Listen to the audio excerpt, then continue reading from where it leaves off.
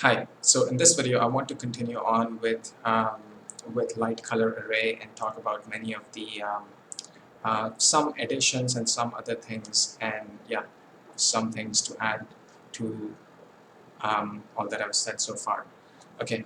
So the first thing I want to talk about is, like I said, with all the various lists that I talked about, um, I talked about them being imagined as panels. I think another way where that all of these, all the things and all the lists, they can also be imagined as three-dimensional models, three-dimensional dioramas, and again, three-dimensional ways of maybe moving scenes of various things that I talked about, and all of them being, or combinations of them being put together in a three-dimensional way that can be seen. I think that would be a very interesting way of looking at it. So I'm just mentioning a possibility.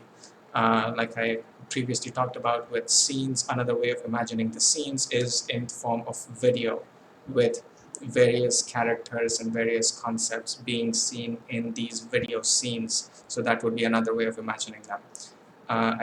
Another way that these lists can be imagined is, I guess it can also be imagined in an interactive form, something like a video game, something similar to that, where these can be interactive. All of these things can be controlled, and there can be a sort of interactive narrative that can form with them. So I think that would be an interesting way of imagining these lists too. Um, and yeah, so those were some of the ways that I wanted to talk about, of the ways that these can be imagined apart from panels. So as 3D models, as video scenes, as interactive video games, I guess you could call it. So yeah, and okay, so that is for this point. So the next I want to talk about is, I want to make another addition to the list of VTOLs and aeroplanes. So this is a VTOL, I guess you could call it, just calling it for now, known as aeroamphibious. Okay, again, one continuous word, aeroamphibious. And again, like the name suggests, this would be a VTOL that is capable of uh, moving in air, on land, and in water, on and potentially in water as well. So that would be a very interesting type of VTOL. In what ways this can be imagined? Okay, imagine in various scales of how large this vehicle would be, and in what way would this move in all these various terrains. So I think that's an interesting name and type, interesting concept of vehicle, aeroamphibious. Okay, uh, let me spell that out. I don't know if how that sounded. Aeroamphibious. Okay. So that is this point. So the next thing that I want to talk about is, when I talked about all the various stars and constellations and so forth. So I used, uh, I would mention a star, and then I would say which is in a certain constellation. So when I talked about these constellations, I talked about them as a reference, so it would be very obvious what I'm talking about with star. So it doesn't, those constellations don't have to be imagined in those exact specific ways. Okay, you can have different stars and different constellations, and you can imagine them in completely different ways. It doesn't have to be that way. So those were for reference, I guess you could say. Okay, and we can have um, like for example, if I talk about the star Sirius, so it can also have a different name. Okay, so again, and have a completely new constellation. Okay, so it's just something that I wanted to quickly clarify, that part. And again, a similar thing with the pantheon, when I talked about um, like for example Venus, or for example Sophia. These are archetypes, and I've used these names as a quick ways that you can understand what this archetype is that I'm talking about. Okay, they can have different names. They can have, I'm not exactly talking about the names that I've talked about. Okay, so they can have, you can imagine them, but those, again, like I said, um, somewhat, I mean, it is that archetype, but it is kind of, you can imagine that in a completely, that archetype in a completely original way. Okay, so that's what I would, that's how I would want to imagine it. But again, so in a way that it can quickly be understood. So I would quickly mention, like, for example, Venus. So okay, that's a known archetype, very easy to understand what I'm talking about when I say that. Okay, so the concept of that archetype transmits very easily and quickly. Okay, but I can imagine them in a completely original way with an original name. Okay, and yeah. So again, just quickly, I wanted to clarify this few things,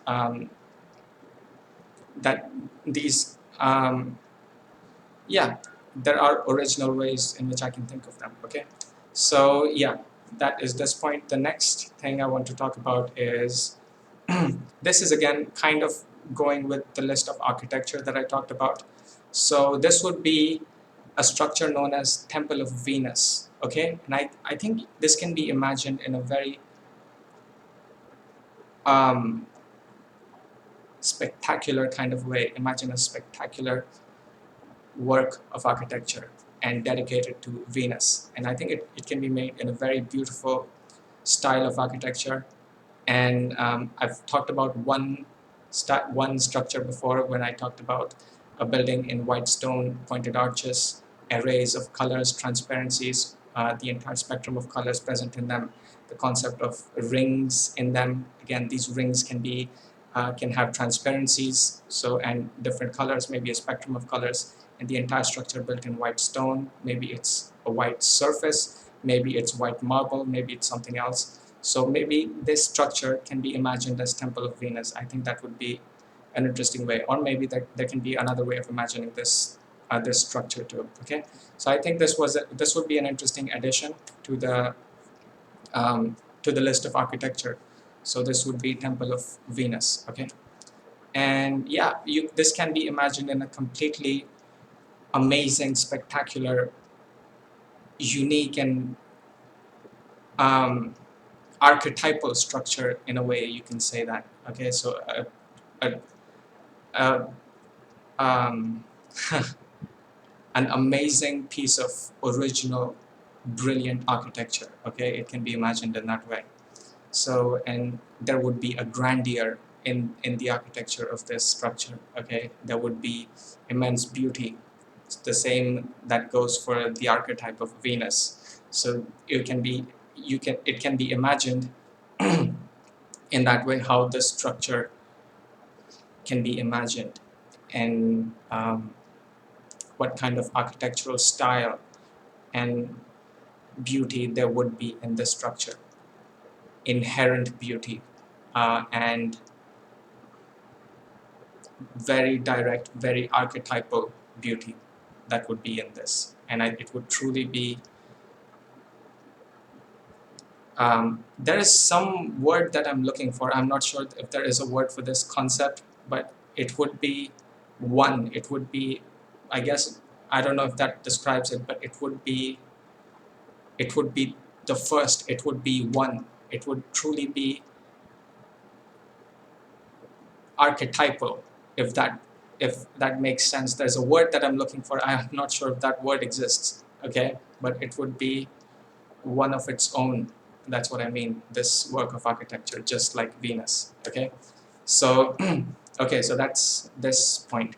So the next thing I want to talk about is this is an. I thought this was was an interesting idea. Okay, so this would be an average of 28 day lunar cycle, which would be as a unit of time.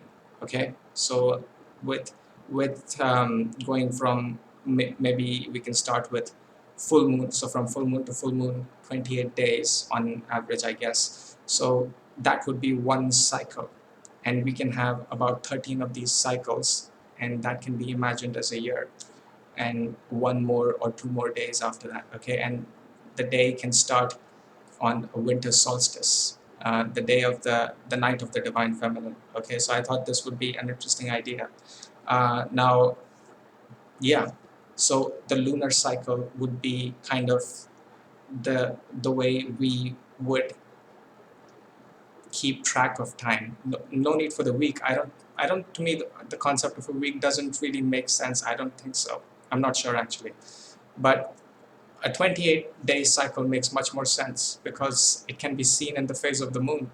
It makes sense. It's direct. It's celestial. It's not arbitrary. And yeah, I think it makes a lot of sense. And I think there are various ways in which this can connect with humans, okay? So it's a beautiful way of imagining and keeping, managing time. I think it makes great sense. And a beautiful way of starting it off too with the winter solstice, the night of the winter solstice. So I guess it could be sundown of winter solstice potentially.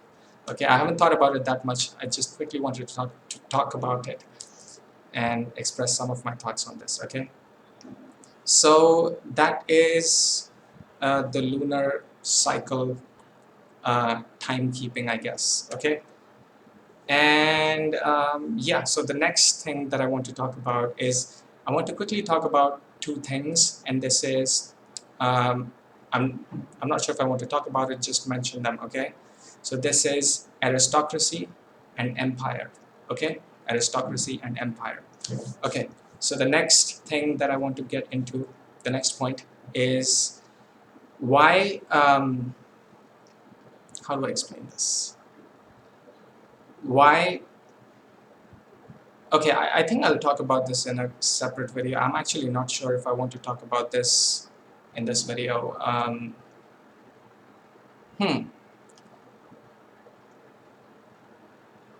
Okay, so, okay, whatever, I'll talk about it anyway. So this is kind of, I don't know if this is related to everything else or not. That's why I'm actually unsure if I want to talk about this here. Whatever. So I want to talk about why,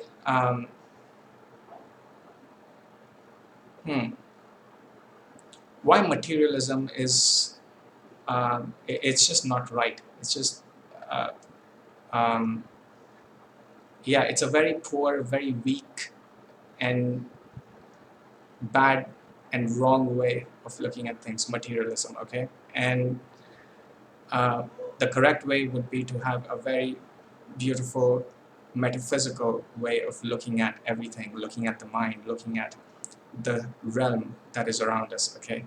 And I think that is the correct way. And I have some more thoughts on this, which I will talk about in a different part, okay? But I quickly wanted to mention this, okay? That to not believe in, I don't know if I would use the word belief, but to not, yeah, not have that view of that simplistic materialism way of looking at things, but to have a divine, metaphysical, and beautiful way of looking at ourselves, our minds, and this realm, okay? So quickly wanted to talk about that. I think that kind of talks about what I wanted to talk about. Like I said, I have some more things to say about this, which I will talk about at another point, okay?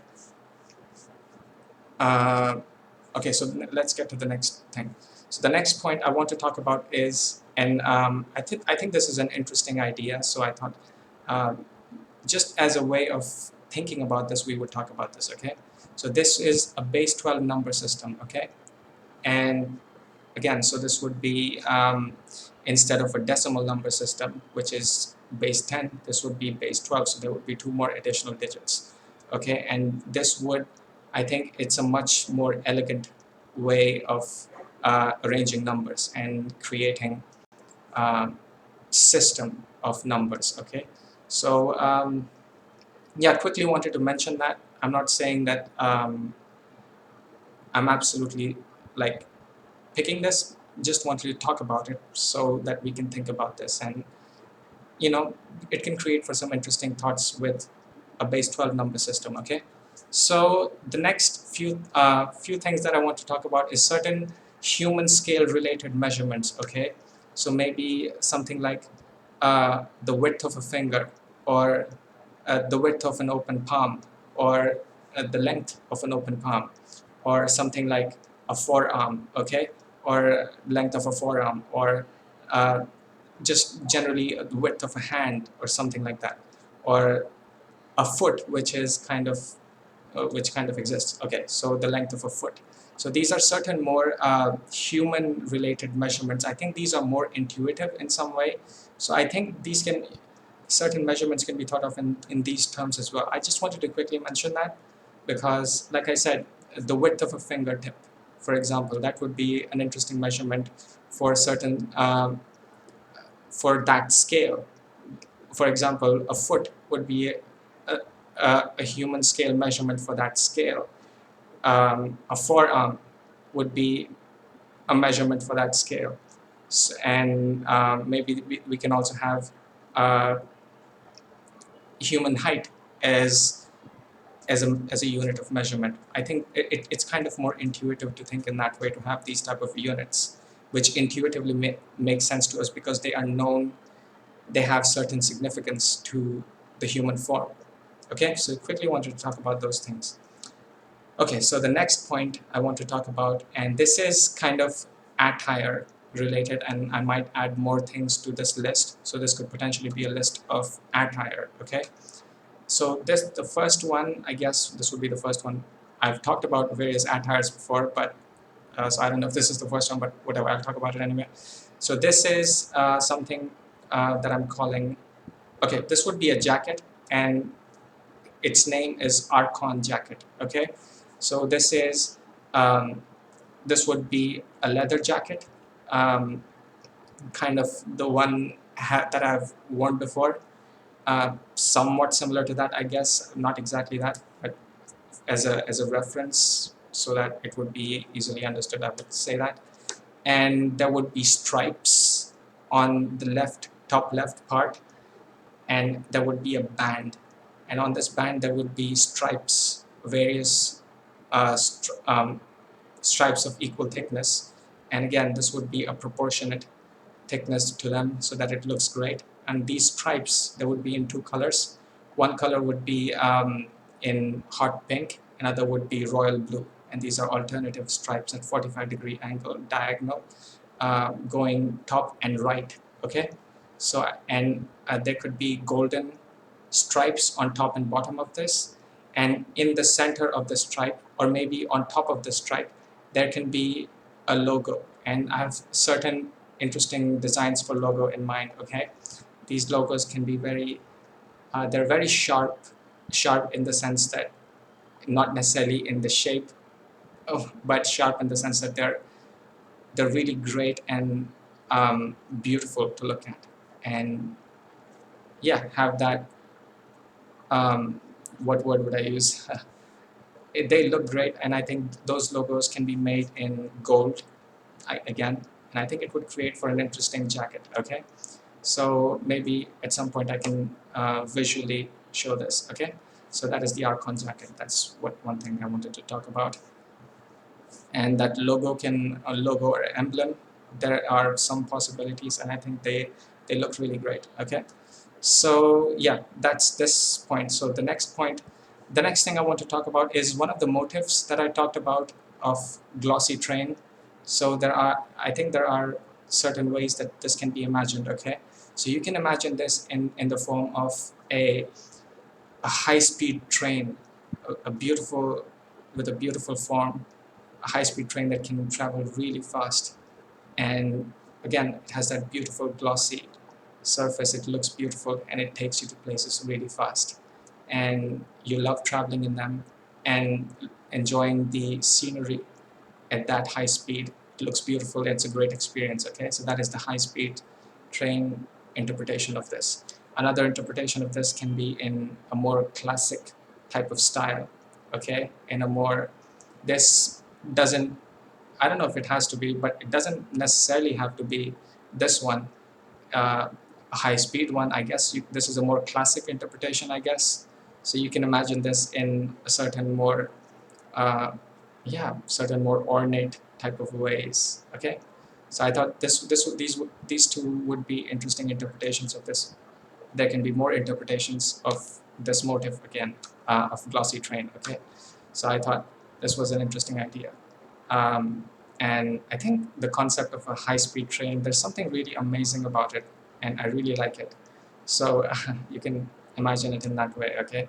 Imagine the train stations, imagine those train nexus, and you can imagine the architecture of that place, that this can tie in with the list of architecture, and you can imagine in um, beautiful structures of architecture that are in the platforms and in the stations of these train stations, of these glossy trains, okay? So I thought that was an interesting idea. Okay, so the next point I want to talk about is certain, I guess you could call this currency, I guess. So I have ideas for 3 currencies, okay, 3. So I'll go over them one by one, okay? So the first currency is, I don't think this is necessarily the first, I don't think these are in any particular order, okay? So the first one I'm going to talk about is Lyra, Lyra, okay? And I think this kind of goes with the constellation of Lyra. I thought this would be an interesting currency. And so you can imagine various coins, various metals, various designs, and again, stackable coins. And you can imagine the logo of this currency as an L with a Y on the bottom, okay?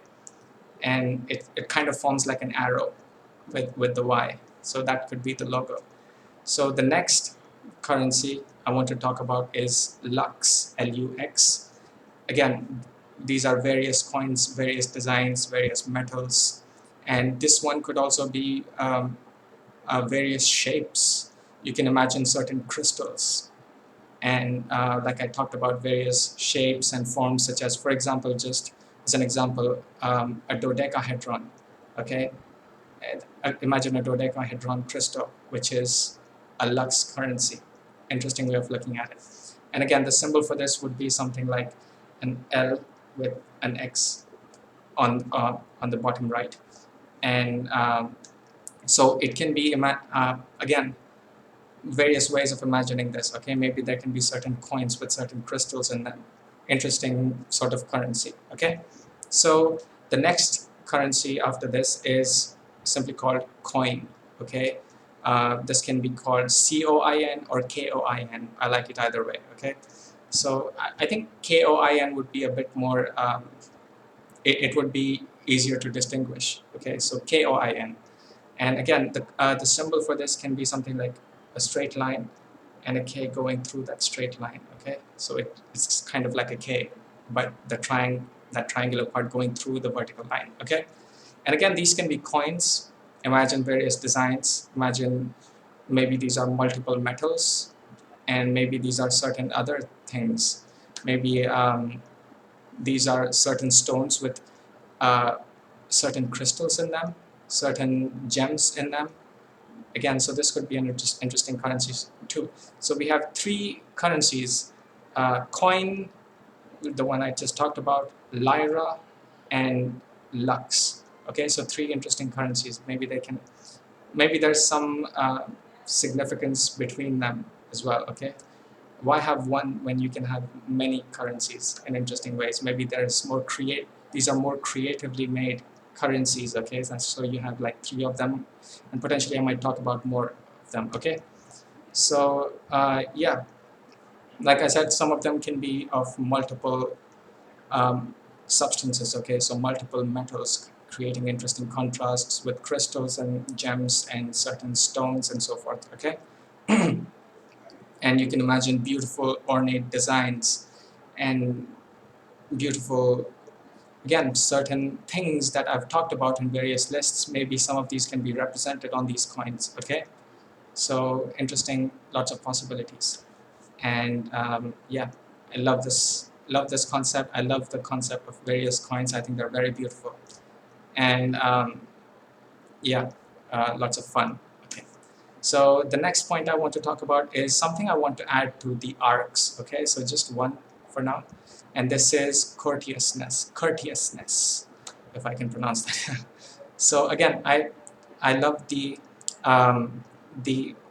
concept of courteousness, and yeah, kind of self-explanatory in the way that being courteous towards others and having that elegance in communication, I guess, in talking to others, in being in sharing ideas and thoughts, and getting to know each other. I like that courteousness. Okay, so that is the arc. So those are the things that I have to talk about right now. I think I've talked about plenty of things here. Okay, so tell me what you found interesting in this, and any of your other thoughts that you might have on this. Okay, so I'll add more things as I get more thoughts on this. So there will be more additions after this. So yeah, those are the things that I kind of wanted to talk about for this video. And yeah, so is there anything else that I wanted to say? I think I think I've talked about plenty of things here. Okay, so yeah, that's it for this video, and let me know what you think, and I'll see you in the next videos. Okay.